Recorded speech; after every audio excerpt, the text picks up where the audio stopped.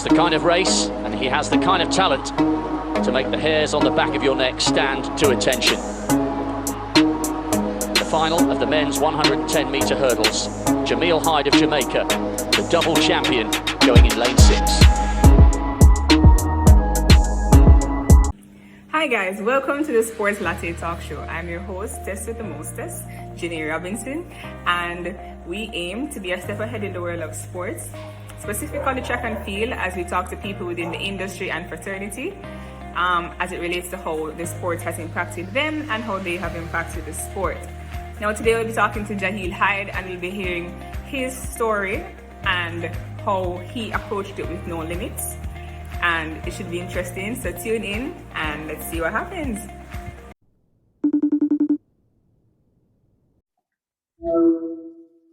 Okay, welcome Jaheel Hyde to the Sports Latte. It's a pleasure to have you today. And guys, we'll be talking about no limits, but Jaheel's version. So before we get into any discussion, who is Jaheel? What is he about? What are your accolades so far? Let's know a little bit about you. Well, as you said, I'm Jaheel Hyde.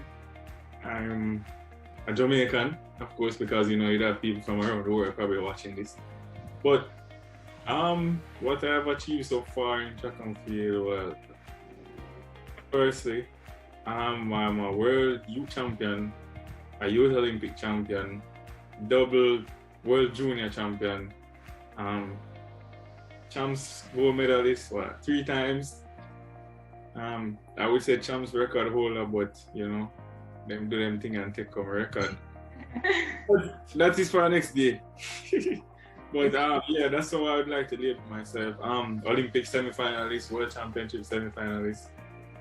I run the 400-meter hurdles. Yeah, that's pretty much me. The athlete. It's the fact that you couldn't remember everything. Just to show how much you've achieved so far, but that's great.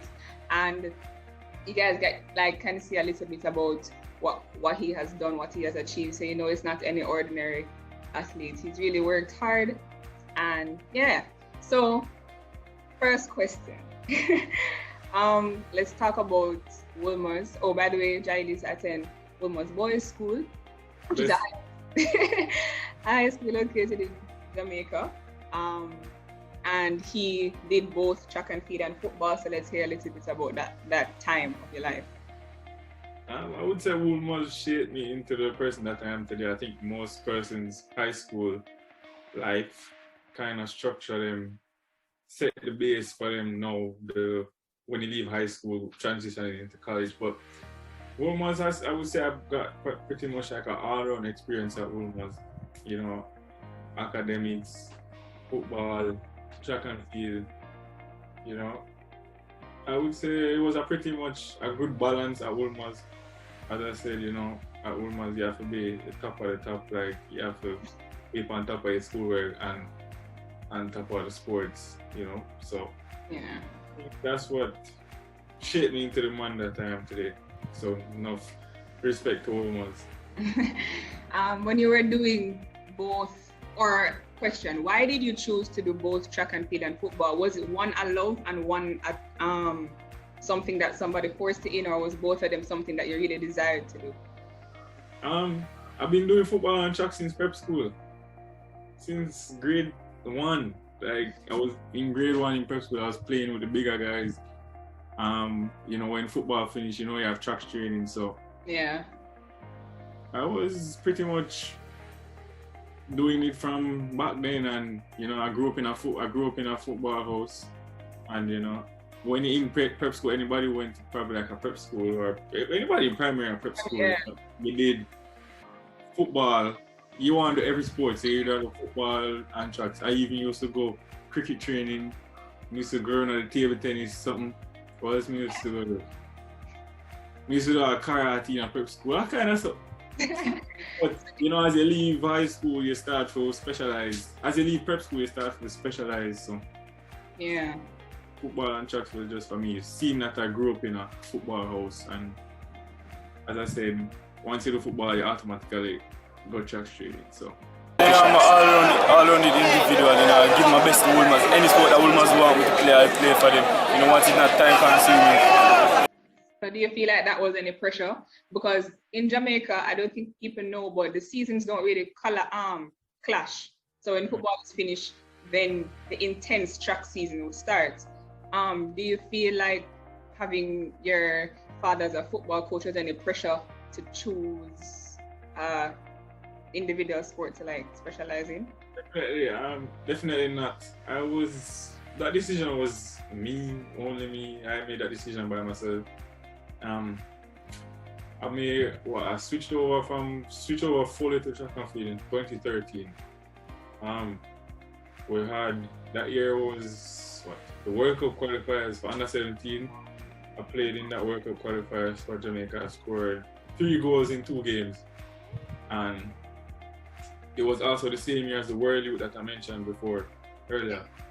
So I had to make a decision because both of them would have clashed. Now is the time when it clashed, like the international part of it, not the school part of it. So I had to choose, and I gamble right. So you do 400-meter hurdles, and as a people who know, the people who do know that event, it's very technical in terms of switching legs, you're going over the hurdles, stride patterns in between the hurdles, and all the technical stuff. But you being able to achieve certain things, what was the mindset that you had to push boundaries? Or what did you tell yourself? Did you really want it, or was it something that just came because you're just training every day? No, I definitely wanted it. It wouldn't, God see your hard work and reward you. If it was something that you go, oh, I have talent, so I'm just going to go train and try fast. That will only work for a couple of years, and then everything will start catching up to yourself. I was talented, but I also worked really hard because, going to Wolmers, I wasn't one of the fastest. I was, average. I was like in the middle. Yeah. So I had my work cut out for me. I had to work my ass off every day, day in, day out. Yeah. And then, I would have said determined, discipline. I made a lot of sacrifices. And I started reaping the rewards. And how did you manage reaping the rewards? Like, was it something that you would boast about, or was it something that drove you to work harder? Definitely. As I said, a lot of people handle success different. Yeah. For me, it was to wanting to do more, wanting to get more, wanting to feel more glory. Wanting to make my family happy. Friends and family, everybody that, and the supporting staff, coaches, massage therapists, everybody, I want to give everybody that joy. Yeah. It wasn't, I come from a humble background. Like, when I mean humble, I mean like personality wise. Yeah. There's no way to call that hype person in my family. That I grew up with that mentality. Yeah. Once you get success, you want more. You taste that, so you want more. Yeah. And so you finished Wolmers, and then you had to make another decision as to what you want to do with life now. What was that process? What did you choose? And yeah. I went to UE. I left Wolmers. I didn't do my last year 6 months because personally, after evaluating, I didn't really need my last year to go to UE. Yeah. Secondly, running at champs again wasn't going to do me any good. Yeah. I wasn't going to benefit from it, so I moved on. It went pretty, the transition was hard, but a lot of injuries and stuff, but pulled through. We're still making the teams and stuff, and I would say bottom line, I would say the transition would have been rough, but with perseverance and sacrifice and determination, it was possible for me. Okay, so you are now at UE training, right? I'm training at UE, not with UE. Okay. Yeah. And how is that going? Is it like seeing that the Olympics is coming up? Your headspace going into that? the restrictions that Jamaica has with the whole COVID-19. Like now we're getting a little chance to do something, but like how do you feel right now?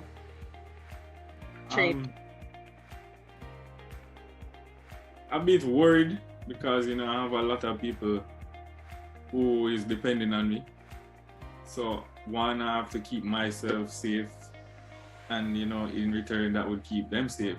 Yeah. But with that being said, you can't just sit at home and say, oh, you're not going to go outside because COVID is outside. You follow the protocols, you wear masks, you sanitize, and you just social distance. That's one thing that we practice at training fully. So training has been great.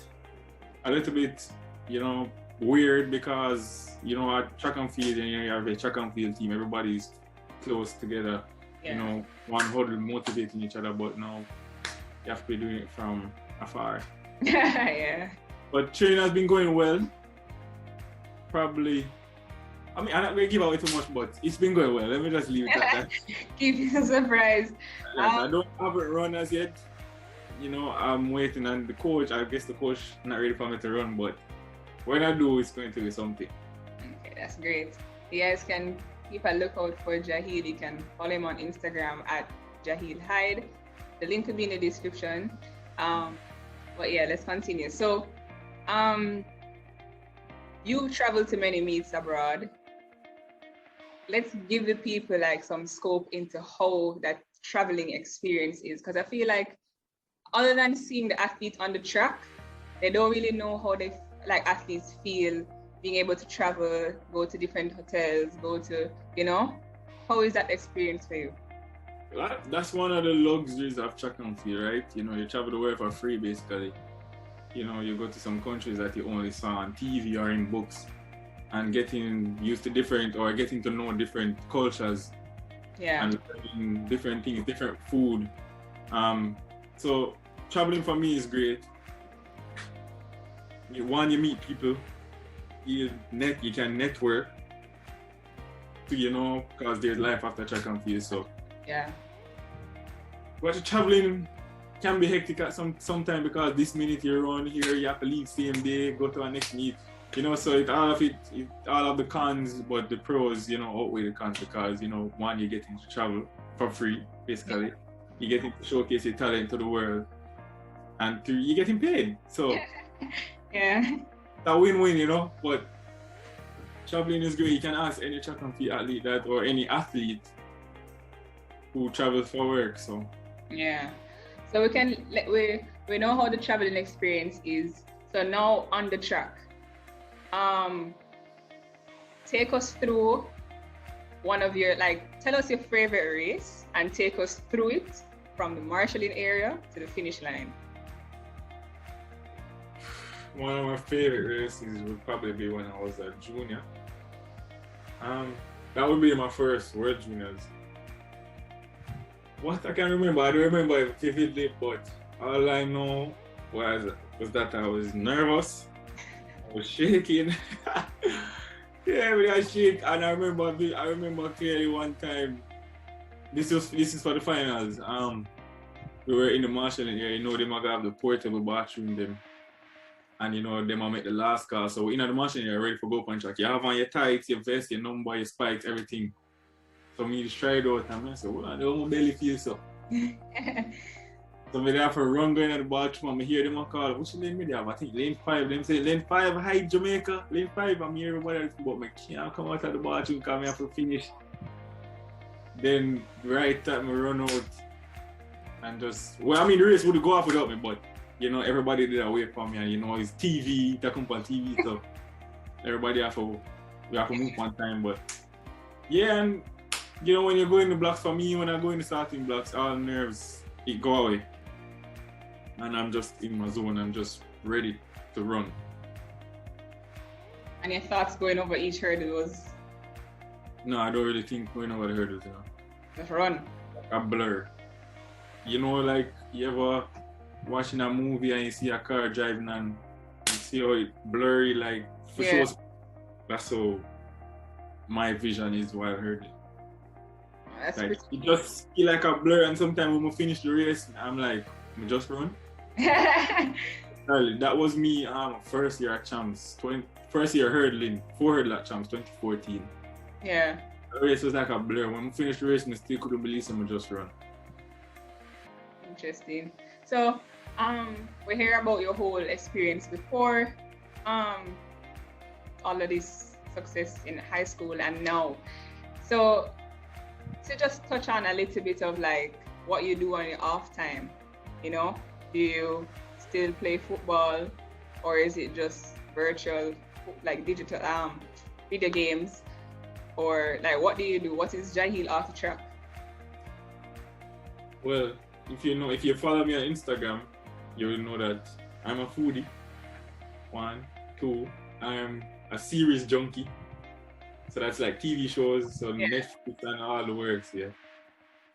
3, before COVID now, I used to go and play football, like, you know, up football factory, Duns, wherever. Yeah. But now, you know, it's mostly on the game. So like, I would train in the morning, then come home, sleep, eat, sleep, eat. Then now, like, say that the day would have climbed to like 3 o'clock after all of that, and then you just play game, talk on the phone, text, play with my daughter, and just repeat the cycle. There's nothing much to do now than stay home and just spend time with family. Yeah, and life as a father now and being track and field, is it exciting? Because now you have something to work, like even more to work for. Like, what is that like? Should be interesting. I wouldn't say, you know, funny enough, I'm doing track and field for me, right? And in return, she will benefit. You know, I was always a motivated person before, you know, all this family life thing. Yeah. But now that she's here, you know, that up the motivation tenfold, right? So, you know, every day is a blessing, you know, to wake up beside her and see her. And it, as I say, it's just motivating, you know, anytime I'm tired in training, I just think about, you know, the life that I want her to have, you know. So those are the things that motivate me and want to do better than the day before. Okay, so what would you say to athletes in high school trying to find a college, athletes in college trying to figure out what they want to do after all of this NCAA stuff have finished, and also to pro athletes right now? What would your advice be to keep them going to make the right decisions? Well, firstly, for the athletes in high school, I would say 1, you remember you're a student athlete, you know, so your schoolwork comes first. And, you know, just try to strike a balance. It's not all about going to the track and running up and down. You have to remember that up here, so it's needed to transition to college, right? Because you're not going to get into college with just your feet and your hands, right? Your grades have to be up to par. And for the collegiates, it's basically the same thing. What I would say, when I strike a balance, I feel more relaxed, I feel more driven, I feel more level-headed. So all those ways, you know, staying on top of your schoolwork, getting to training on time, be punctual. That's one thing I'm high on, being punctuality. So be disciplined, motivated. I think it's just the same thing right across the board. Yeah. Just know your goal and envision it, and set realistic goals. Don't set no goal where out there reach, you know. Set baby steps, set realistic goals and work towards them. Try to meet one each day. Probably set daily goals, weekly, monthly, yearly, you know. So that's how I operate. Okay. And seeing that the topic is no limits, Hyde, what do you define as no limits? How do you see that impact like on your life? And yeah. When I started using that slang, or what do you call that, slang? Yeah, like a slogan slang. I started using that. Firstly, Usain Bolt uses it, right? He said anything is possible. I don't think limits. You know, and I was a huge Usain Bolt fan. Well, I am a huge Usain Bolt fan. So, I wanted to be motivated like Usain Bolt. So, and then while running at Champs, the commentator Hubert Lawrence, him always said the kid with no limits, and so that's what I live by. I don't think that nothing is impossible. I always give a story to my training partners. In that 1 year in class 2, when I was running the 400, I ran it once for that year, and then I was like to the coach. I did it for like training, and I was like to the coach, so you think we can run this at Champs.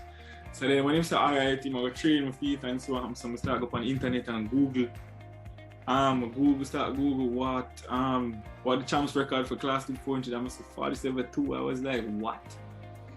How somebody ran this car? My PB at the time was 49.3. Yeah. I said, oh, somebody. So then, anyways, I just take that out of my mind. I said, that's not possible. So then I just train. And then when we reached Champs, from 46.9. All three with the broke record. Me, Devon Baker, and Martin Manley. Yeah.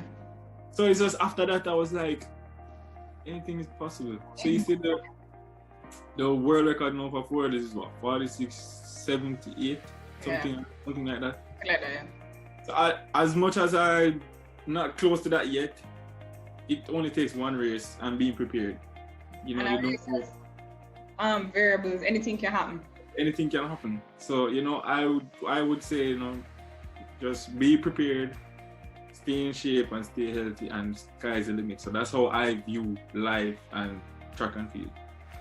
Okay, so thank you, Jaheel, for talking to the Sports Latte about No Limits Hyde. And the affirmation for today is small steps are better than no steps. You guys can take that and use it in your life. It was a pleasure having you talk to us today, and we're looking forward to seeing you guys. Follow him on Instagram, check out his YouTube page, Silent Dog, and see what's going on with Jaheel when the time comes. The Olympics is near, yet far, but he has great things in store, and we're excited to see what those things are. So thank you. Thank you. Thanks for having me. It's a pleasure.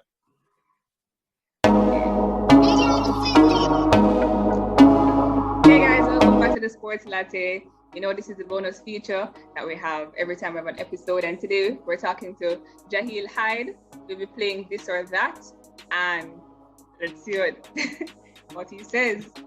So, morning workouts or evening workouts? Morning every time. Now I'm a high morning person. Okay, would you rather going to a party or like a little par, like a chill? Par. Okay, water or sports drink? Water. Music or dance? Music, me can't dance. Call of Duty or FIFA? None but FIFA. What?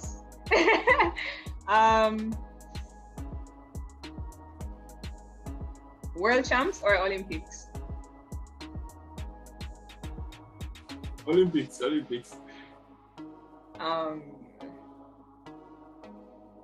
Let's see.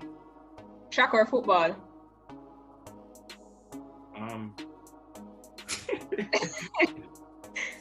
See the two of them here in the middle. Let's see. Jaheel. I'm trying to think. And it's not a this or that. But in high school, would you rather pens or champs? Champs, that's an easy question. Oh, really? Why? Champs.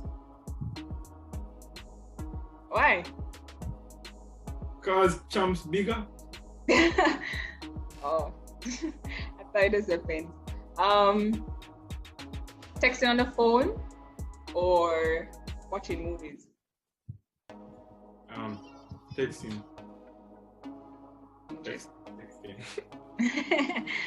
And they say you don't like dancing, so that I don't know what the answer going to be. Well, you can't. Huh? No, me I say yeah, me definitely can't dance. 4x4 or 4x1? 4x4. And if you were supposed to make a dream 4x4 team, what would it be? With me on it? With you and without you? With me, I would say, well, starting with me, that's Akeem Brownfield, Christopher Taylor, and either Nathan Allen. It's either Nathan Allen or Donkey Man, but what I pick Nathan. Without me, Nathan, Donkey Man, Bloomfield, and Chris Taylor. Alright. So that's it for the bonus feature. Thanks, Jaheel. It was fun to have you, fun to hear different sides of you, and the fact that your mindset is so strong and not having any limits. Guys, go out there and anything that you put your mind to, you can do it. It's not impossible. Other people have done it, you can do it as well. And yeah, it's great having you. So we thank our sponsors, Zen for Living. You can find them on Instagram at Zen for Living, and at zen.byaves, that offers mobile, manis and pedis. Also Zenwick, that offers candles. We also like to thank Frankie Music Studio, located at 111B Malines Road. You can go there to record your songs, any little recording that you need. And also Automotive Car Care, located on Slipe Road, right beside the Petcom gas station. So thank you for tuning in to the Sports Latte. See you next time. Bye.